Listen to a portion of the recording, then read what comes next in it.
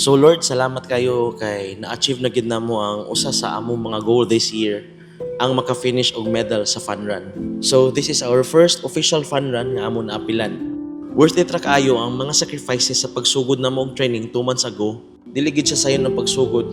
Samot na ako nga overweight ko, pero hinay-hinay ay importante na ay progress. Nya, worth it ra pud jud kayo ang pagkugi sa pagpangita na mo ukay-ukay nga shoes para gamito na mo sa actual fun run kay nangapudpud na jud in taon mo sapatos nga gigamit na mo pag training. And then, bisan busy kayo mi sa pagpanginabuhi, ni sakripisyo jud mi og time para maka-training mi ginagmay. So, unsa man jud akong point ani?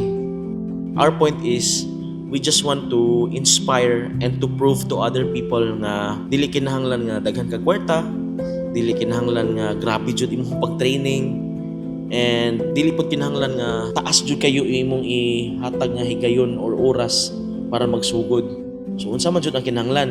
Ang kinahanglan ra jud nimo no kay determination.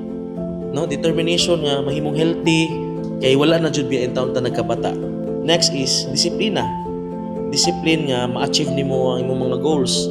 Bahalag mapakyas usahay, kira na, ang importante na i-progress. And next, be resourceful. Dili man jud need nga kwartahan ta para makagamit ta or maka-acquire ta og mga quality nga mga gear for running.